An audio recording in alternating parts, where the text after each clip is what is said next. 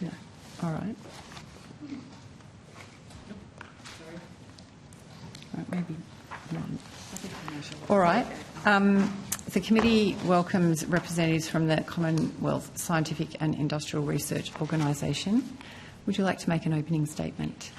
Chair, if it's okay with you, I'd like to make a statement about the passing of Emma Johnson, not a formal opening statement. For us in the science community, and obviously for Emma's family and friends, it's been an incredibly sad time with her passing just before the new year. On behalf of Ming Long, our board chair, and all of our staff, I'd like just to say a few words about the difference Emma's made to Australia and to Australia's National Science Agency, CSIRO. I've known Emma for more than 20 years, and anybody working in Australian science, even in very different fields from hers, knew Emma. She was a wonderful advocate for Australian science, for the environment, for universities and for national and international collaboration. She carried the torch for all of us. Emma brought amazing passion, clarity of thought and purpose, warmth and kindness, and her ability to encourage her peers and those making their way in the world, and those qualities have inspired us all. She inspired us to work harder, she inspired us to work smarter, she inspired us to work together, and she inspired us to make a difference in the world. She challenged us to be bold and to think strategically about CSIRO's role in the country. She was an exemplary board member and she's irreplaceable. Thank you. Thank you very much, Dr. Hilton. I'll ask some questions. Senator McCann. Okay, me first? Okay, thank you, Chair. Look, I'll just go to the, I think the draft of Gen Costs was released in December. First of all, I suppose I'll ask Catchall, I believe you've totally changed the methodology. So what's happened and why? Senator, I'll pass that to Dr. Mayfield. Senator Peter Mayfield, Executive Director for Environment, Energy and Resources. So I think you were talking about the SEM and the system late LCOE. Yep. Yeah, so they were introduced as part of the consultation that takes place each cycle with GenCost. So stakeholder feedback was that they wanted some tools that could look at the whole system, as well as be able to do some of the work themselves as well, if you had a bit more advanced skills. So they've been developed to meet that requirement, and they're consistent with the previous methodologies, but they're an evolution of it. Right. So, yeah, I'm just this system cost that you're doing. What do you call it? The levelised system cost of energy. Is that what you've got? Is that the simple energy model? Sorry. Simple energy model, I think, is one of them. Is that the new one you've got? Well, it's a tool where it's more accessible, right, to use the existing engine that we're using. But it's not for someone who doesn't have modelling expertise, but for a user group that has a bit more expertise and some licensing of various software, they can do scenarios. Okay, I might look at it. I had a quick look at it when it came out, but then Christmas and all, and I haven't got back to it. So I thought you were switching to a system cost of energy, an LSCOE. Is that right or not? So the SLCOE is trying to make sure you can incorporate all the systems costs in doing an LCOE, as opposed to using the basic one that we have used. Yeah, and then you added on a firmed. The old one, you had a levelised cost of energy, and you'd add on a firmed. Yeah, the cost of various firming. But this one, you integrate the so-called firming into the calculation. Yeah, so whether it's transmission or gas. So you have moved to that. That's what that tool does, and it's been made available for the stakeholders. Can I ask, in that, for those estimates of the levelised system cost of energy, are you including the costs of the upgrades to transmission that we're at the moment investing in Snowy Hydro, HumeLink, Central West Orana? I'd have to take the specific detail on notice for Mr. Graham, but the intent is to have transmission costs in there. So I think, in principle, yes. It says here, under existing capacity, The 2050 model and the MLAP 2050 include existing and committed transmission, hydro and pumped hydro as exogenously existing capacity in 2050. This means that existing or committed capacity of transmission hydro in 2025 is cost-free, in the sense that it can be used in 2050 without new investment cost. So that you're not including those costs, say, if they're endogenous to the model. So that's an ongoing discussion around what is sunk cost versus what is included, and we've made adjustments in various reports, given that the sunk cost moves along with time. But we take the costs going forward from the point in time that the work's being done. In the number that you report for L, whatever acronym you use, but the levelised system cost, does it include the multi-billion dollars that we are currently spending on transmission? So it will include things out to 2030 and then out to 2050. There will be a list. But in terms of where it starts, I would have to take that on notice just to get you the obviously, it's crucial because the detail is there. Dollars at the moment counting. I didn't do the work, so I don't have that detail. All right. Okay. Well, if you could take that on notice, because Origin has been reported today saying that electricity prices are set to go up anyway, regardless of where wholesale power costs are, because we're starting to see the transmission cost investments flow through to electricity prices. So this is a crucial question to determine what people actually pay. And the intent is to try and capture those, right? Yeah, okay. All right, we'll take it on notice. I just note also in this report on page 95, you say after June 2022, AEMO no longer published new build coal prices. This reflects the bipartisan policies of net zero emissions by 2050. The Liberal National Party dropped support for net zero in November. This was published in December. Why did you write that it was bipartisan? I would have to take that on notice. So now that it's no longer bipartisan, are you going to publish new build coal prices? I'd have to take it on notice to look at the specific issue you're raising. That was the reason. It's no longer bipartisan. So, excuse has been taken away. All right, I might leave it there, Chair. Thank you. Thank you. Senator Pocock.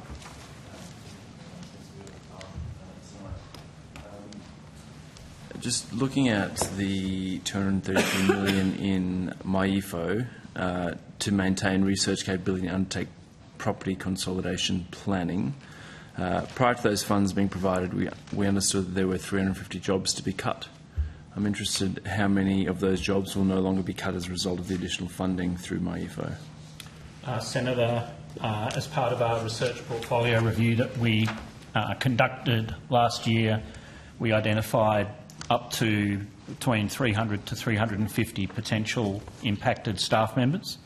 And those changes will go ahead irrespective of the funding that we receive through MyEFO as part of our commitment to ensure that the workforce that we have and the programs that we're working on deliver the greatest possible impact for the country by focusing in priority areas. Mm-hmm. And is there not a way that, given you've got this extra money, some of those researchers could be, or staff could be, reskilled and continue employment for the CSIRO? So the funds we receive through MyEFO are to enable us to begin to get on the pathway to sustainability. It's a problem that has really confronted the organisation going back decades into the 70s. The chief executive at the time discussed the challenges around ageing property and infrastructure. They're issues that are long in making, and as good stewards of the agency, we're committed to ensuring that we get on top of our repair and maintenance backlog, that we use depreciation funding to ensure the safety of our facilities, that we tackle things like cyber security. They're really things that we're doing now for the long-term good of the agency and fundamentally to protect staff safety and ensure we continue to provide safe facilities. So to me, those things are non-negotiable. So it sounds like the $233 million is essentially to work out how to fund a whole lot of things out of your existing budget, like big expenses like capital improvements out of a declining budget, as we've covered estimates before. when you take into account inflation, the cost of cyber, the cost of research, your budget is declining. And this money is essentially to try and help you deal with a declining budget. Is that? No, Senator. As I indicated to you in previous estimates and in discussions that have been held publicly and privately, the process that Mr. Hilton, Professor Hilton, and the CSIRO undertook is in relation to the first research prioritisation exercise that has been undertaken for 15 years. There has been no reduction in funding to the CSIRO. There is it's around about $1 billion every year of Commonwealth expenditure provided to the CSIRO, and in addition this year to sustain the CSIRO and continue that work on future sustainability, which is, as Professor Hilton has indicated, a very substantial nation-building piece of work. An additional, I think, $233 million, if I've got my memory right, allocated in my IFO, a substantial amount more, I think, than was predicted around the place. It's a very substantial commitment from government to the CSIRO, along with an annual $1 billion allocation. Professor Hilton, so under the sort of continued funding model, which, as the Minister says, is $1 billion a year, but is clearly not at CPI, have you done any projections as to the point in time at which you have to make more cuts? Because I guess the pattern with CSIRO has been you restructure and then at some point it kind of catches up with you again and then you have to restructure. Have you done some of that work? As we've discussed with staff and communicated, for us to be sustainable over the next 10 years, which is the commitment the board and the senior management have made and have communicated to staff, we need each year to find approximately $80 to $135 million per annum over that period. And that allows us to ensure that depreciation kind of backlog does not continue to increase. We can get on top of repairs and maintenance and provide a safe, fit-for-purpose working environment for our staff. Thank you. And do you have a sort of estimated annual science inflation rate? Like, what are your costs and costs of research going up a year? That depends a little bit on different elements of that. Maybe I'll hand to Mr. Munro. Maybe in aggregate over. Tom Munyard, Chief Operating Officer. Don't necessarily have in aggregate, Senator, because our cost base does shift from year to year, but there's examples where, for example, our IT costs have increased by 35% over 5 years. 35%? Yes, so we've seen that. Our site operating costs have increased 23% over the last 5 years as well, from 49.6 million to 61.2. So there are some challenges that we're facing across the organisation, and that's one of the reasons why we're very grateful for the MyEFO funding that's enabled us to start that process towards some long-term sustainability, because the 45 sites, for example, that we have across the organisation are very expensive to run, and therefore being able to start that long-term sustainability work is very important to us to try to reduce that overhead. Minister, I really appreciate your government's commitment in MyEFO, but when you're hearing about 35% increases over 5 years, clearly the 1% increase per year on funding is not going to cut it. So is there a plan to actually get CSIRO to the point where it can both invest in old infrastructure, but also do the science that we need to be doing?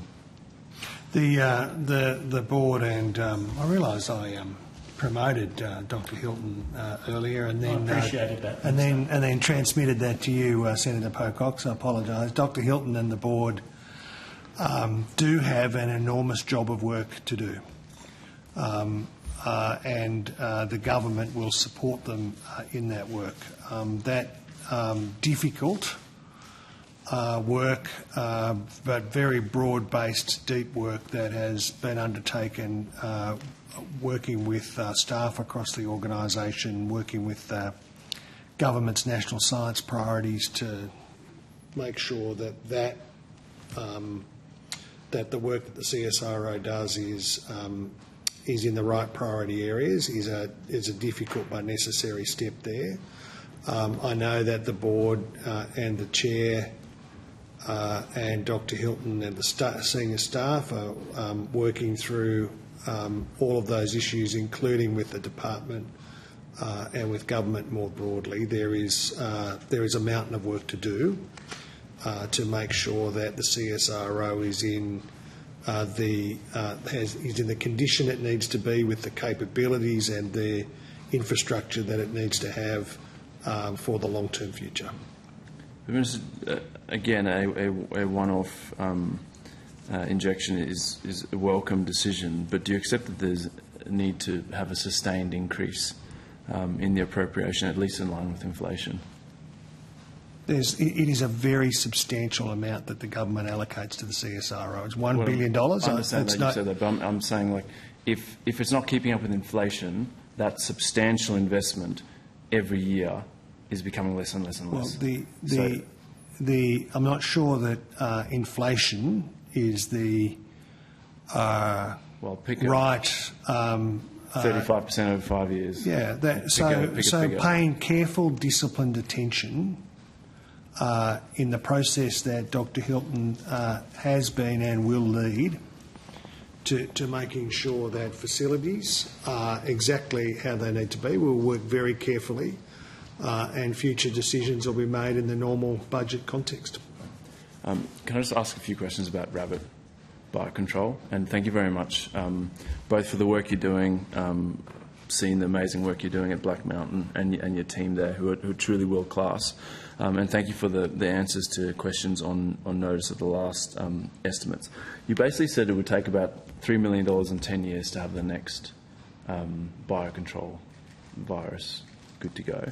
I've been running around asking questions of DQ and DAF, and whilst there's a lot of finger pointing as to who's actually in charge of this, I've been told that there has been $1 million recently awarded, and you also referenced that in response to my quan.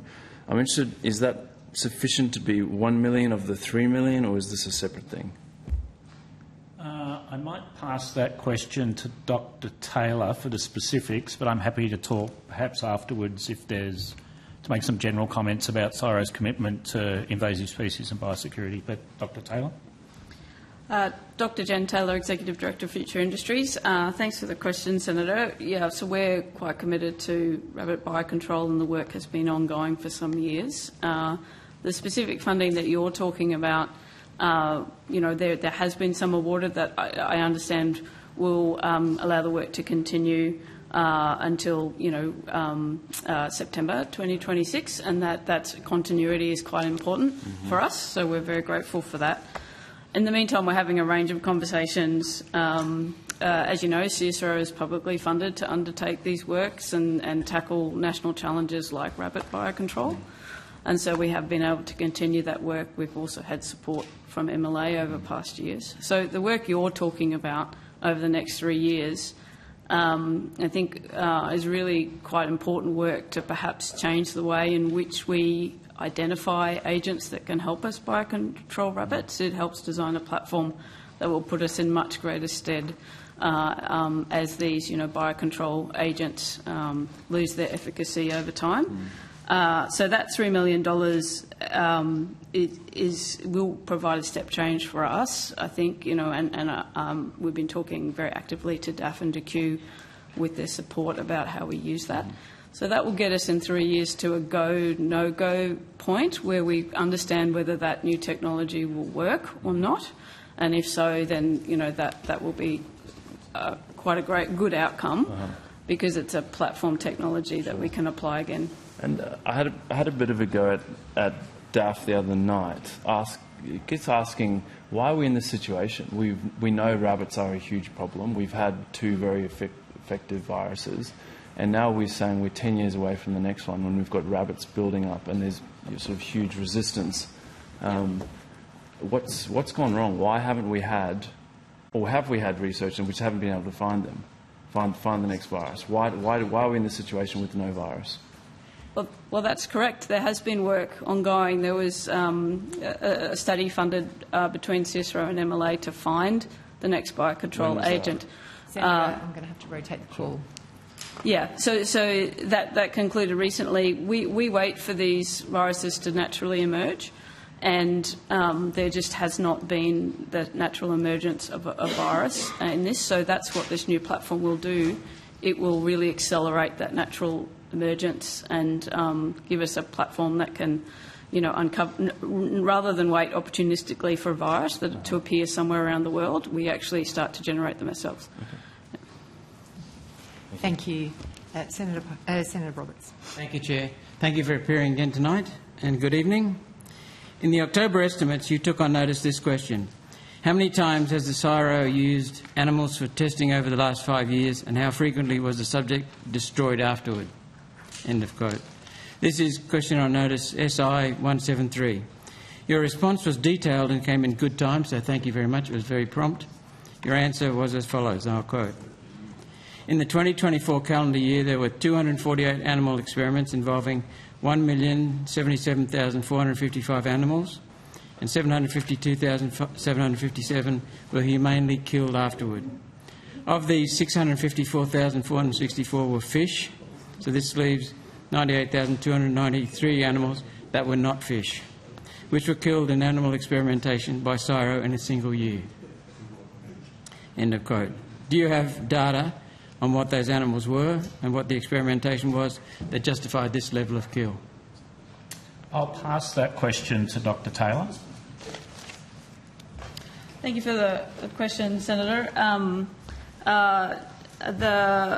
We do use animals in our research. Obviously, we adhere to very strict regulations and guidelines, and we're a signatory to the transparency of use of animals in research. So, excuse me, is that international or national? National. Okay. And so the types of work that research, it ranges from observational studies, such as video capture of cattle and those sorts of things, all the way through to areas where, as you say, animals are humanely killed. And we use animals in our biocontainment facility, Australian Centre of Disease Preparedness. And we use that there. They're obviously very important experiments that we undertake where we do that for national benefit and protection of our borders from biosecurity threats, support of our export markets, and also, preparedness for any threats to human health. Thank you. Did this experimentation occur at the Australian Centre for Disease Preparedness, formerly the Australian Animal Health Laboratory? Senator, some of it does, but certainly not all of it. That facility is a highly specialised facility for distinct purposes, and yes, some of that work does. Where it does require that level of biocontainment, then yes, it does. So it seems that CSIRO are running a substantial animal experimentation operation at the Australian Animal Health Laboratory, or what was the Australian Animal Health Laboratory. Does it comply with the Australian Code for the Care and Use of Animals for Scientific Purposes, which CSIRO co-wrote?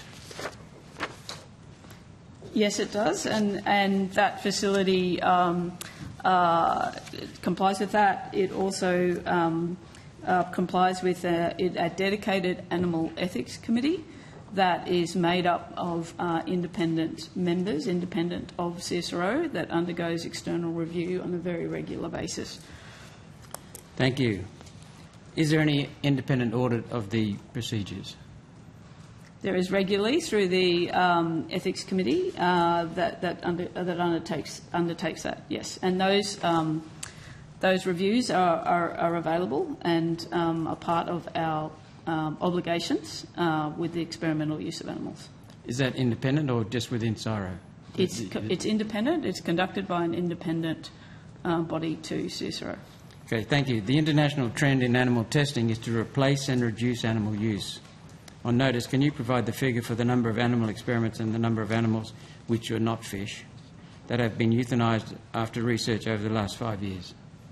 I'm happy to take that on notice, Senator. Thank you. Does the facility have chimneys, and are those still in use, and if so, for what purpose? We're looking at pictures of the facility. Can you define what you mean by chimneys? It does have towers, I guess, and it's certainly so. Maybe what you're asking is how is the waste from the facility used? Is that dealt with? Is that what you're asking, Senator? I'd like to know if you burn things on site and if the exhaust gases and products go out the chimney.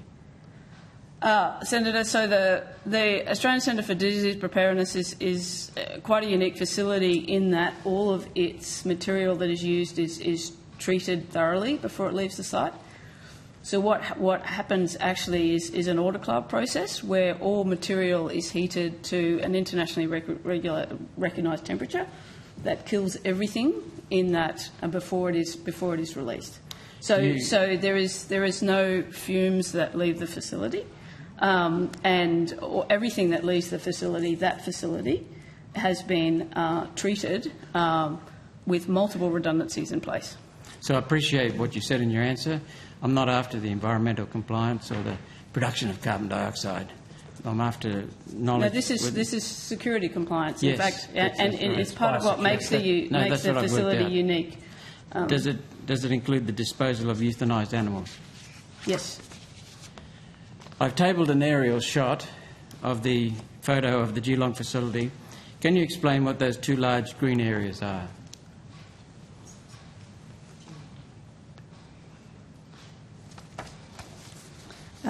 Yes, Senator. They're bodies of water.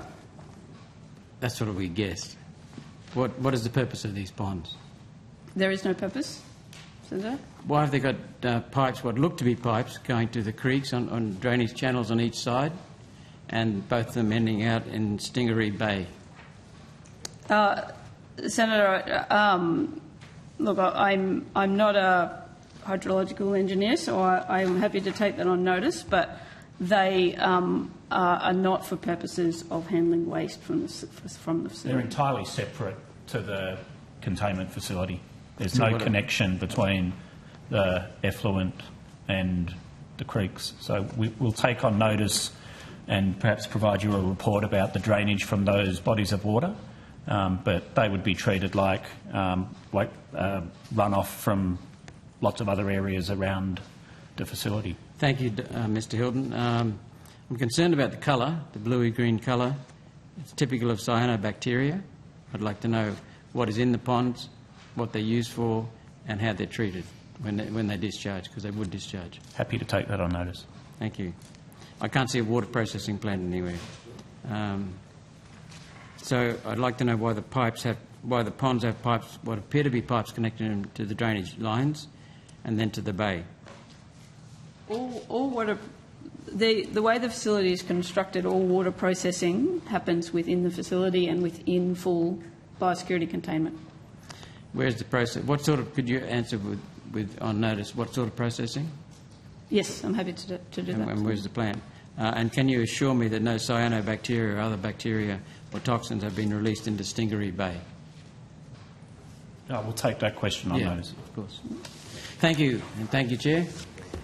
Thank you, Senator. I think that concludes our... I might just quickly, if I can, Chair. I mean, just take us to 9 o'clock. Okay, great. Okay, I just wanted to make just to check if, given I read out that part of the GenCost report, which claimed that there's bipartisan support for net zero, I wonder if you could have a look at that, because I realise it's printed and maybe it was gone to the printers before the LNP had made its decision, but it is clearly a factually incorrect statement now, and there could easily be an errata put out in response, if you could consider that. I think it was the draft report that's gone out for consultation. Is that right? Draft. So we'd be happy... But it's still up. I mean, no, we'd be happy we'll to look at that. I'm not familiar with the specific reference. Thank you. Cheers. Thanks very much. Thank you, Chair.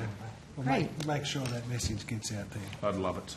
Yeah. Well, you strike of a pen, Minister. Tell them to do it. Well, they operate independently. Don't you worry, Senator.